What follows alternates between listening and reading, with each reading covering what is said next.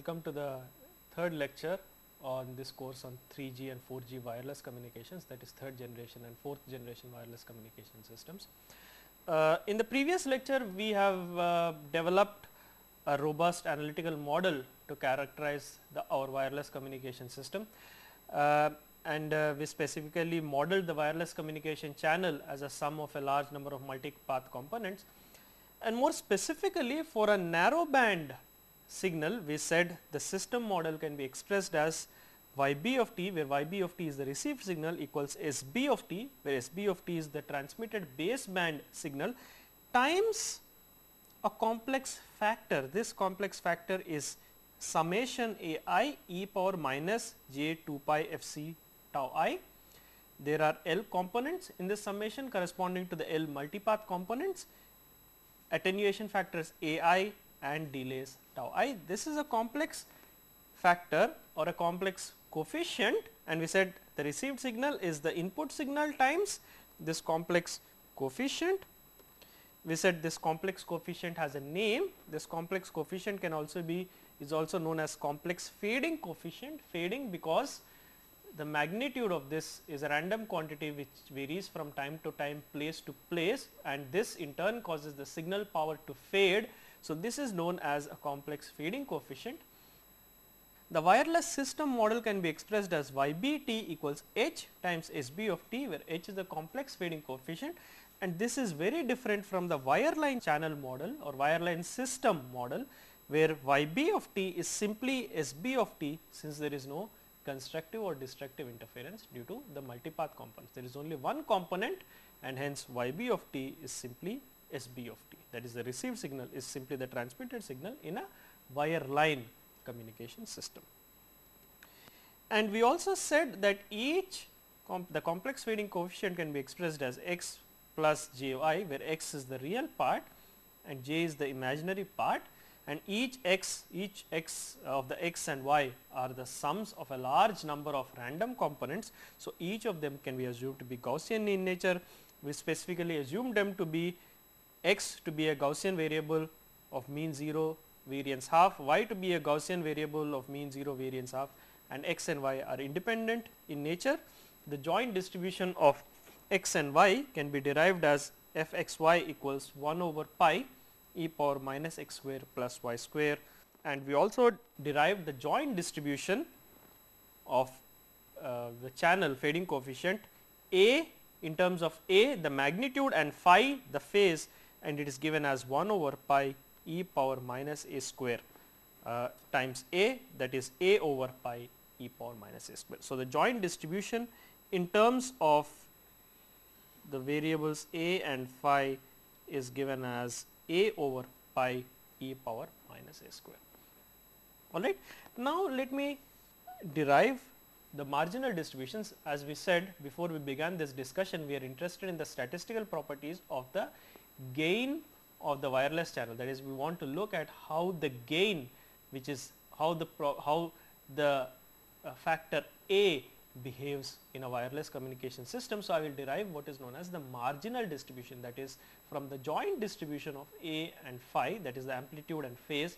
I will isolate the distribution of the amplitude a, and that is simply arrived at by f of a phi, f of a of a, which is the marginal distribution with respect to a, the marginal with respect to a is simply integral, that is I integrate over phi, and phi is a phase. So, it varies from minus pi to pi, that is simply minus pi to pi of f of a comma phi of a comma phi of d phi, and this is simply minus pi over pi a over pi e power minus a square d phi. As you can see, there is no term in this integrand here that depends on phi, hence this comes out of the integral, and this can simply be written as a over pi e power minus a square integral minus pi to pi of d phi, which is simply integral minus pi to pi of d phi is 2 pi. So, this is 2 pi a over pi e power minus a square, which is simply 2a e power minus a square. All right. So, the marginal distribution of A, the amplitude of the fading wireless channel, also known as the envelope of the wireless channel, because look at this, A is nothing but square root of x square plus y square, that is square root of where x is the real part, y is the imaginary part, hence A is also known as the envelope of the fading channel, envelope of the fading channel, and we have seen that f a of A is simply 2 a times e power minus a square. This is a very important result for us. This distribution has a name. This distribution is known as the Rayleigh distribution. I am writing this out prominently because this has key place in all wireless communications theory. This is the standard channel model that is used in a wireless communication system, and this is known as the Rayleigh fading distribution. This is the Rayleigh distribution, and a fading coefficient which has this distribution is the Rayleigh fading distribution or the Rayleigh density function. Right. And this obviously, since the amplitude is positive, this is between 0 less than a less than equal to infinity. All right. This is the Rayleigh distribution. Let me show you how a plot of the Rayleigh distribution looks like. What you can see in this PDF here is the Rayleigh distribution, that is 2a e power minus a square, that is plotted. What it shows is the probability density of the Rayleigh random variable, or the probability density of A, which is the magnitude of the fading coefficient, given any interval. For instance, let us consider the interval 0.5 to 1 over here. The probability that the magnitude lies in this interval is simply the integral of the density function in this interval, which means if you look at this, there is very low probability that the coefficient takes very high values, also low probability that it takes very low values close to 0, and with very high probability it lies in a range somewhere in between. Now, what is important for us is this range of the fading coefficient here, which is close to 0, because when the magnitude of the fading coefficient is close to 0, it means that the fading coefficient has very low gain, which in turn means that the signal power received is attenuated, it's significantly attenuated. So, the signal power received is extremely low, all right, and such a scenario is known typically as a deep fade. Let me write this here. This is known as a deep fade scenario when the channel magnitude of the channel coefficient is very low. Let me go back to the notes. So, we said that the Rayleigh fading coefficient has a density that looks something like this. Let me draw this approximately over here. This is f of A equals to a e power minus a square, and we said that when a is very close to 0, the received power is very low, and this is the region corresponding to the channel, the wireless channel being in a deep fade.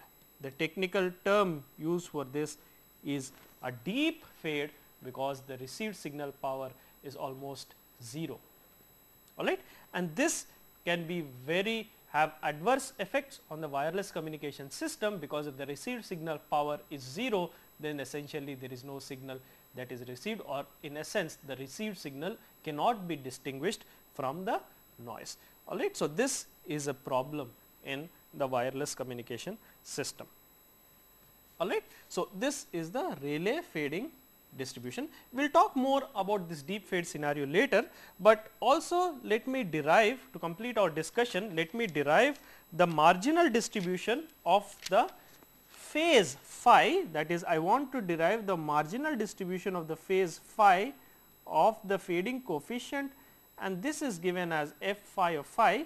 Now, I have to integrate over a, that is I have to integrate a over pi e power minus a square over a, over the limits of a, that is 0 to infinity, integral a over pi e power minus a square, and this can be written as 0 to infinity 1 over 2 pi into 2a e power minus a square dA. Integral 2a e power minus a square is simply e power minus a minus e power minus a square between 0 and infinity times 1 over 2 pi. Integral minus e power minus a square between 0 and infinity is simply 1. So, this is essentially 1 over 2 pi. So, the marginal with respect to phi, that is the marginal distribution of phi, is 1 over 2 pi. As you can see, this does not depend on phi. 1 over 2 pi is a constant which does not depend on phi. Hence, this is essentially uniformly distributed between the interval minus pi to pi. This corresponds to uniform distribution in the interval minus pi to pi, that is with equal probability it can take any value in the interval minus pi to pi. And now, let me come to another major point about this joint distribution, which is f of a comma phi, which is a comma phi can be written as a over pi e power minus a square. I can also write this as 1 over 2 pi times 2a e power minus a square. And now, you can observe something interesting, which is this is the marginal with respect to phi. 1 over 2 pi is the marginal with respect to phi. 2a e power minus a square is the marginal with respect to the amplitude. The joint distribution of with respect to a phi is the product of the two marginal distributions. Hence, a and phi are independent random variables. So, let me mention that here a and phi are independent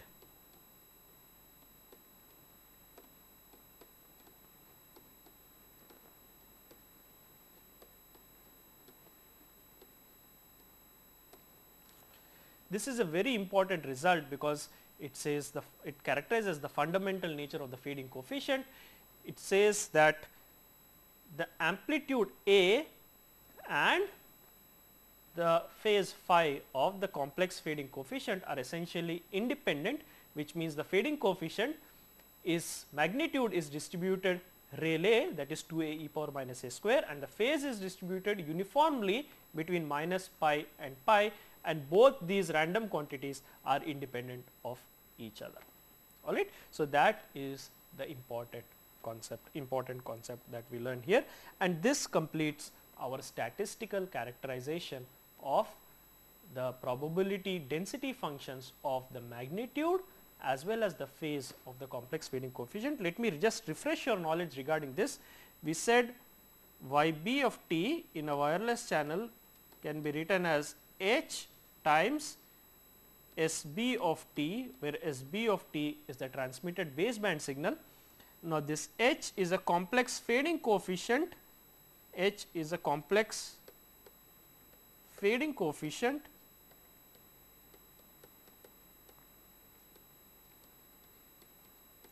which can be expressed as a magnitude times a complex phase factor e power j phi. Distribution of A or the density of A is essentially 2A e power minus a square, which is the Rayleigh density in the interval 0 less than equal to a less than infinity, and the density of the probability density of the phase factor phi is uniformly distributed 1 over 2 pi in minus pi less than or equal to phi less than or equal to pi. This characterizes the magnitude and phase components of the Rayleigh distributed wireless channel. Let me now take a brief example to illustrate to you the significance of the analysis that we carried out. All right. So, let me give you an example that will illustrate to you the use of the wireless channel, of the analysis of use of characterization of the statistical properties of the wireless channel coefficient that we just carried out. So, as we said, the magnitude A corresponds to the attenuation of the signal while propagating over the wireless channel. Now, what I want to find out, let me frame my problem. My problem is as follows. I want to compute the probability. So, what is the probability? What is the probability that a transmitted signal is attenuated by more than 20 dB. So, I am transmitting a signal from the base station, I am receiving it at the mobile station. I want to find out the probability. Remember, the gain of the signal at the receiver is a random quantity depending on the multipath propagation environment. I want to find out what is the probability that this attenuation is worse than 20 dB. I mean, which means, so what is the probability that the attenuation, that the overall power attenuation is worse than 20 dB. Let us consider this signal simple example. Now, power versus, this is power in dB.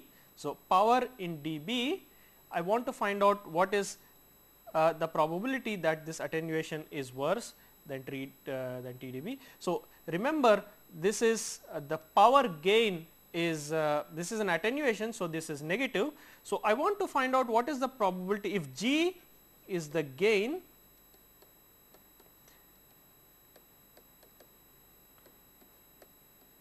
of the channel. We know that the attenuation is 10 log to the base 10 of G, because G, remember, is the gain in power, G equals a square. I want to find out what is the probability that 10 log 10 G is less than or equal to minus 20, all right, which means I want to find the probability that log of G to the base 10 is less than or equal to minus 2, which means I want to find out the probability that G is less than or equal to 10 power minus 2, which is equal to 0.01. All right, I want to find out the probability that G is less than or equal to 0.01, so that the attenuation is worse than 20 dB. Now, G equals A square, which means if G is less than 0.01, A square is less than or equal to 0.01, which implies A is less than or equal to 0.1. Now, we know the marginal distribution of A or the probability density of A. So, I can simply compute this probability, that is A less than or equal to 0.1, as integral 0 to 0.1 to A e power minus A square dA, where 2A e power minus A square is a probability density function of A, and this is simply integral 2A e power minus A square is minus e power minus A square between the limits 0 and 0.1, and this is simply the integral of 2A e power minus A square between 0 and 0.1, and this is simply minus e power minus A square between the limits 0 and 0.1, and that is simply 1 minus e power minus 0.01, which is 0.01. So, the probability, so let me summarize what we have computed. The probability that the attenuation is worse than minus 20 dB is 0.01 or essentially 1%. All right. So, knowing the statistical behavior of the complex fading coefficient, one can predict the probability with which the received signal is attenuated greater than minus 20 dB. For that matter, the probability that the received signal is attenuated below any set threshold. All right. Similarly, I can also compute, to illustrate another example. Let us talk about another example. What is the probability, for instance, what is the probability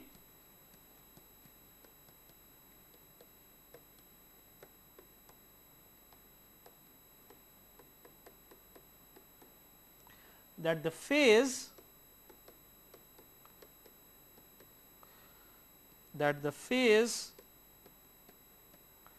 phi lies between minus pi by 3 to pi by 3. I want to compute the probability that the phase of the complex fading coefficient lies between minus pi by 3 to pi by 3. As we have seen earlier, the phase follows a uniform distribution 1 over 2 pi between minus pi to pi. So, the probability that the phase lies between minus pi by 3 to pi by 3 is simply the probability that minus pi over 3 less than equal to phi less than equal to pi by 3 is simply the marginal, that is 1 over 2 pi d phi integrated between the limits minus pi by 3 to pi by 3, and this is simply 1 over 2 pi over 3 minus pi over 3. This is simply 1 over 2 pi times 2 pi over 3 equals 1 over 3. So, the probability that the phase lies between minus pi by 3 and pi by 3 is essentially 1 over 3. The probability that minus pi by 3 is less than equal to phase less than pi by 3 is 1 over 3. Thus, knowing the statistical properties or having characterized the statistical properties or the statistical behavior of this complex fading coefficient, we are in a better position to understand a lot of aspects about the behavior of this wireless communication system, especially in terms of the magnitude, which essentially describes or which essentially determines the attenuation of the received signal, and also the phase, which essentially describes the phase offset of the received signal. Alright. So, this completes one of the sections where we characterize the statistical behavior of the complex feeding coefficient. Now, we want to better understand the difference between a wireline communication system and a wireless communication system. What we intend to do now is essentially look at our newly developed model for a wireless communication system, use that to characterize the performance of the wireless communication system and compare that with the performance of a traditional or a conventional wireline communication system. Alright, and the theory that we have developed so far, which is essentially building up a model for the wireless communication system and the analyzing the statistical properties of the complex feeding coefficient, will aid us in this endeavor. So, now let me start with the next section, which is performance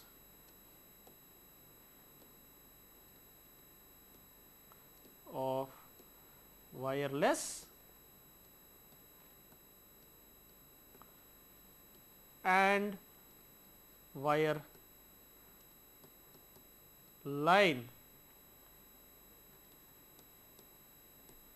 communication system. So, let me start with the next topic, which is the performance of wireless and wireline communication systems.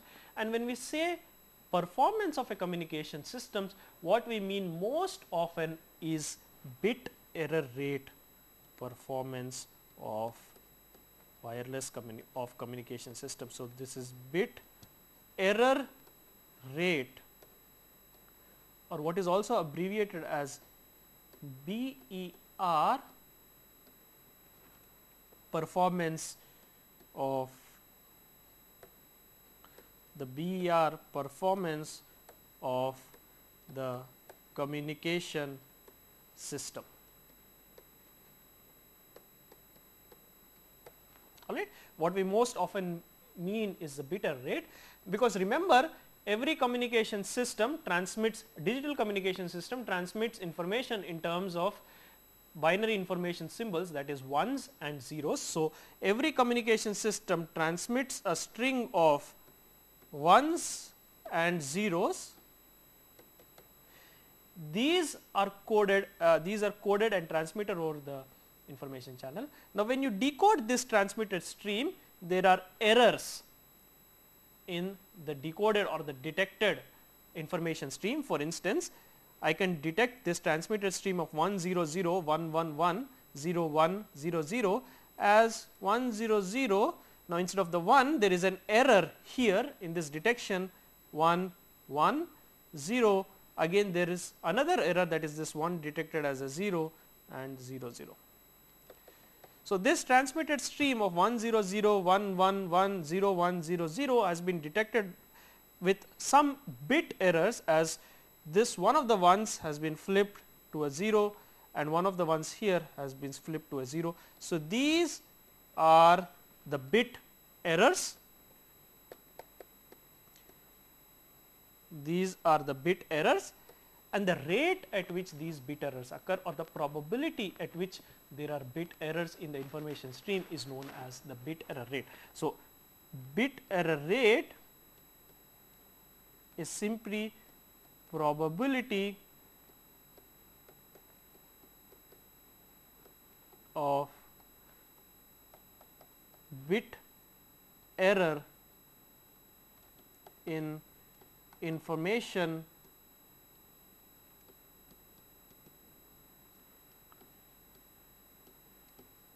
stream. So, the bit error rate is simply the probability of bit error in the information stream. For instance, let me give you an example. If I transmit 10,000 bits and 100 of them are received in error,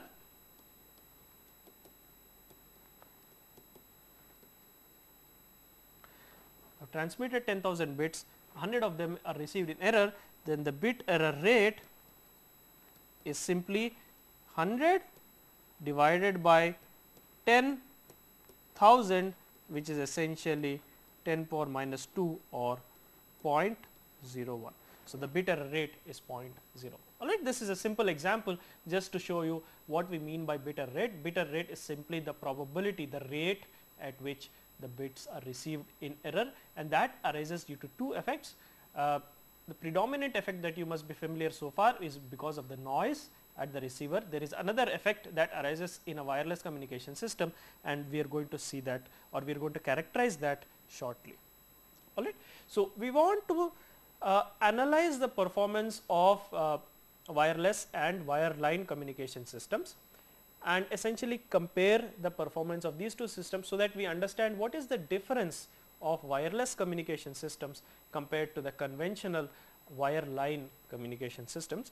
For that, let me take the following approach. Let me first start with the analysis of the bit error rate of a wireline communication system. Since these are conventional systems, I want to first introduce you to the bit error rate performance of these systems, and then derive the performance of a wireless system and compare these two, so that we understand the difference.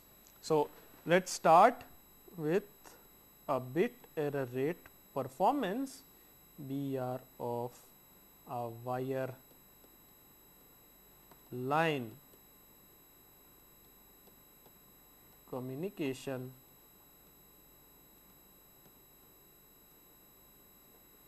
system. I want to start with the bit error rate of a wireline communication system.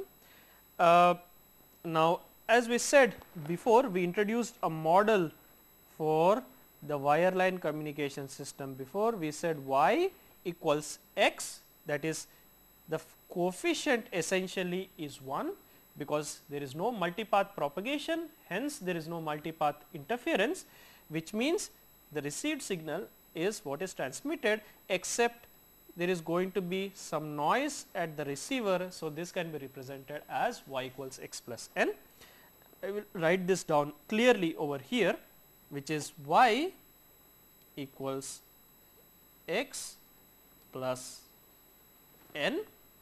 This is also termed the system model of a communication system. This equation here is specifically the system model of a wireline communication system. This n is assumed to be Gaussian noise, and more specifically white Gaussian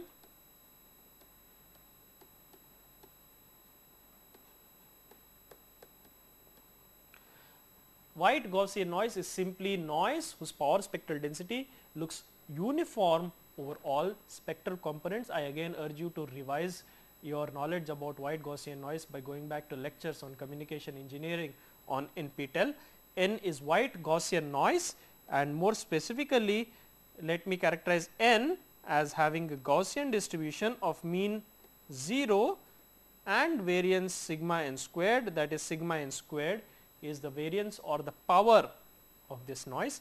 This noise here, look at this, this is an additive noise, this plus symbol, this is an additive noise, alright. Hence, I have my signal x, my noise is adding onto this transmitted signal x, and this noise is white Gaussian noise. Hence, this channel also has another name. It is known as AWGN channel, which stands for additive. A stands for additive, W stands for white, G stands for Gaussian, and N stands for noise. So, AWGN stands for additive white Gaussian noise. So, the traditional digital communication channel is essentially an additive white Gaussian noise channel, or essentially this is also another name. AWGN channel is another name for the conventional wireline communication system. We will start with analyzing the bit error rate performance of this channel. In this AWGN channel, let me consider the information symbol 1 which is coded as the level plus 1 and the information symbol 0 which is coded as the level minus 1, that is 1 which is coded as plus 1 and the binary information 0 or the bit 0 which is coded as minus 1, and I am transmitting them with a certain power from the base station. So, these will be scaled by square root of p, where p is the transmit power.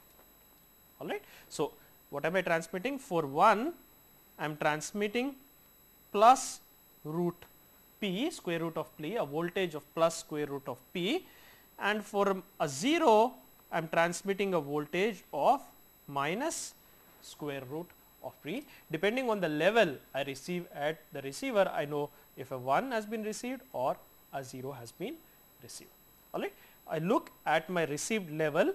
If it is greater than 0, I conclude that it is a 1. If it is less than 0, I conclude that it is 0. This you must be familiar from your basic introduction to digital communication systems.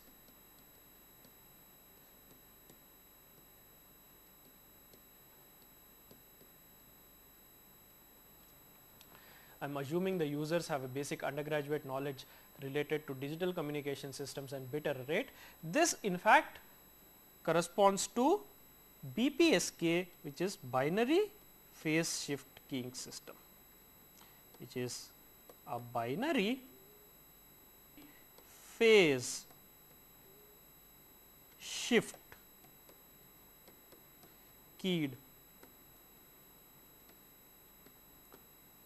system, which is, look at this, I am transmitting a phase of plus or a phase of minus. So, this is two phases or a binary phase.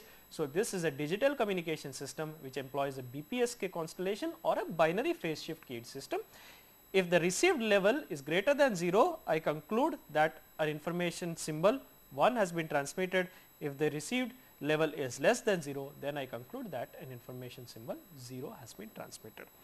So, now to derive the probability of bit error, the probability of bit error is simply the probability that if a 1 has been transmitted or if plus root p has been transmitted, what is the probability that the received level is less than 0?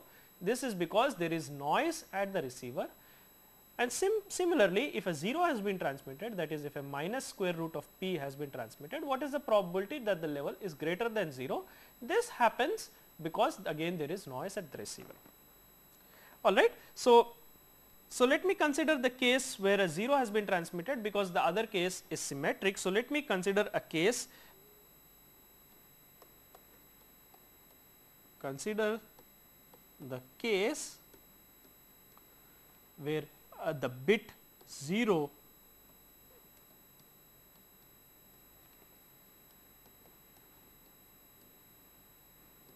is transmitted.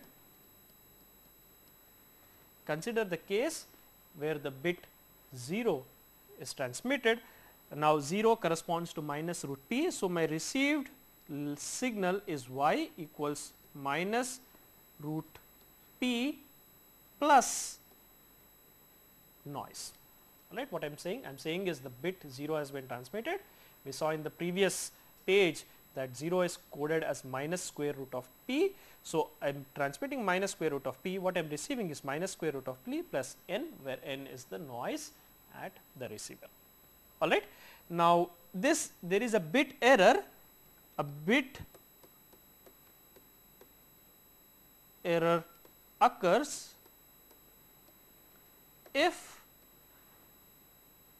the level received is greater than 0, because then it will be decoded as a 1. So, a bit error occurs if y is greater than 0, corresponding to a transmission of minus square root of p, which means n minus square root of p is greater than 0, which means n is greater than square root of p. What I am saying here is, in this situation a bit error rate occurs if n is greater than square root of p, because it will be decoded as corresponding to 1, and the other case with respect to 1 is symmetric in the sense that a bit error will occur if n is less than minus square root of p. Right. So, these are symmetric, and that is why I am analyzing only one of the scenarios. All right.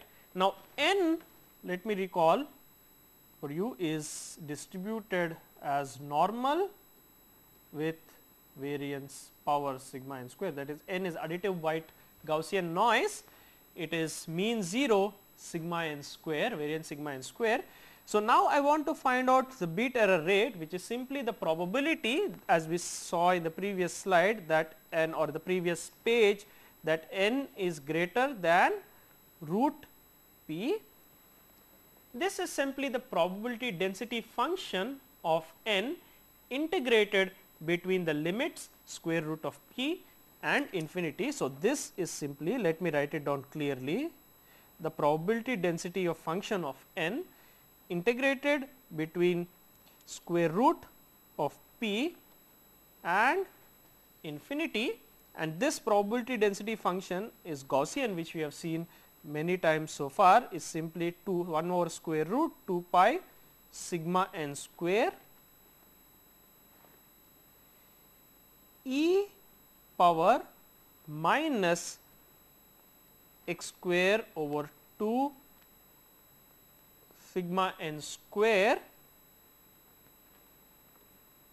dx, right. X is the integration variable. I am saying the probability that n is greater than square root of p is simply integral square root of p to infinity 1 over square root of 2 pi sigma n square e power minus x square by 2 sigma n square.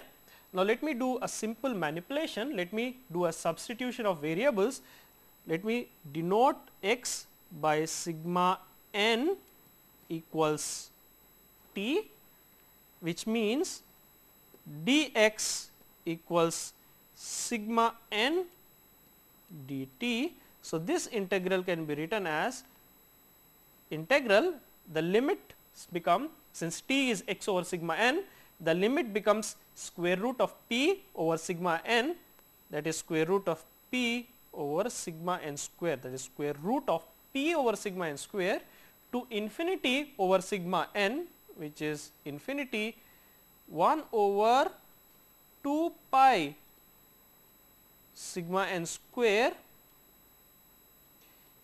e power minus x by sigma n is t. So, x square by sigma n square is t square. So, this is simply e power minus t square by 2 dx is sigma n dt, and the sigma n on the right and the sigma n in the square root in the denominator cancel, and then the net expression that we derive is the probability that n greater than root of p, which is in fact the probability of bit error is simply integral p over sigma n square, square root of p over sigma n square to infinity 1 over square root of 2 pi e power minus t square over 2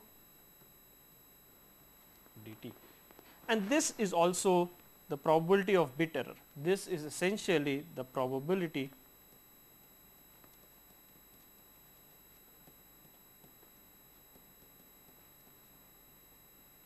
Now, this function on the right, look at this function on the right, this function is in fact nothing but the cumulative density function of the standard normal variable. Look at this, the standard normal variable has a distribution as we saw before given as 1 over square root of 2 pi e power minus t square over 2. Now, let me define the standard q function as q of v equals integral v to infinity 1 over square root of 2 pi e power minus t square by 2 dt. What q of v denotes is essentially the probability that the standard normal is greater than v and lies in the interval v and infinity. All right. This is a q function, this is known as the q function, and this there is no closed form expression for this. This has to be computed manually and there are tables to compute the q function.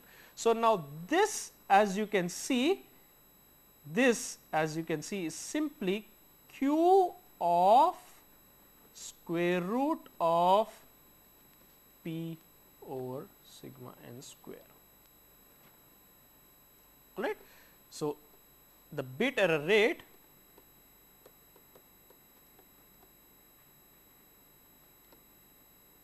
of this digital communication channel of the wire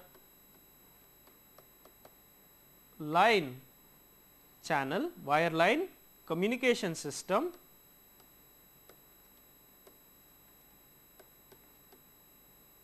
is simply q of square root of p over sigma n square. And remember, let me go back to our system model y equals x plus n. Remember, p is nothing but signal power, p equals the signal power, and sigma n square is nothing but the noise power. Hence, I can also write this bit error rate as bit error rate equals q times square root of p over sigma n square, but p over sigma n square as we see is the ratio of signal power to noise power, or the signal to noise ratio, which is abbreviated as SNR. All right. So, this is q of square root of SNR.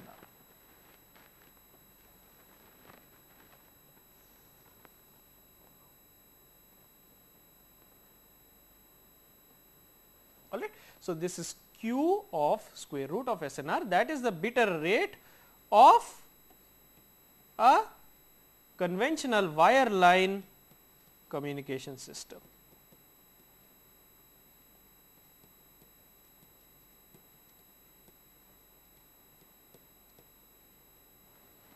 All right. This is the bit error rate of a wireline communication system. In other words, given a certain signal to noise ratio, this denotes the probability that a bit is received in error.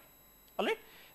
For instance, it say if you say you transmit about 10,000 bits, the number of bits or the average, on an average the number of bits received in error is simply the bit error rate times 10,000. All right. So, that is a rough analogy that you can use to understand, and obviously it makes intuitive sense because this q function is a decreasing function of SNR, because look at this, the q function is the cumulative distribution function of the Gaussian, which is for any point x. This represents the area under curve to the right of x. As x is decreasing, this area x is increasing, this area is decreasing, which means as SNR is increasing, the area is decreasing, or which means the probability of error is decreasing, and that makes intuitive sense because as SNR is increasing, signal power is increasing with respect to the noise power. So, you expect your reception to be better, or in other words the bit errors to decrease. All right. So, this all of this makes intuitive sense, that is, this is q of square root of SNR, and as the SNR is increasing, the bit error rate decreases. In the ideal case, if the signal to noise ratio is infinity, that is either signal power is infinity or noise power is very small, that is 0, then this is q of infinity, which you can see is the integral to the right of infinity, which is essentially 0. So, which is essentially 0. So, as SNR tends to infinity, this probability of bit error tends to 0, which makes intuitive sense, and this is the bit error rate performance of a wire line communication system. Let me do a brief example to illustrate to you how to compute the bit error rate of a wireline communication system. Example, at an SNR of 10 dB. So, this is the problem. At SNR dB equals 10 dB, what is the probability of bit error, or what is the bit error rate of the wireline communication system? Is the BER of wireline communication system.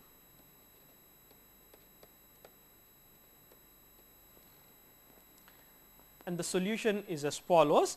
Remember, SNR in dB is 10 power log 10 of the SNR or the linear SNR. Hence, 10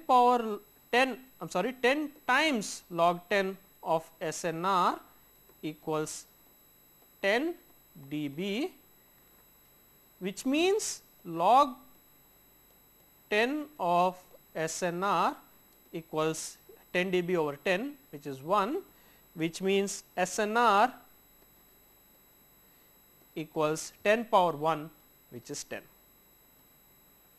The SNR is 10, and the bit error rate corresponding to this is obviously Q times square root of SNR, or bit error rate is Q times square root of 10.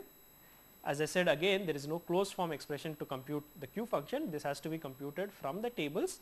I have pre-computed this value Q square root of 10, and this is given as 7.82 into 10 power minus 4. All right. This is the bit error rate, and as for our analogy below, if we transmit 10,000 bits, the number of bits in error. So, the number of bits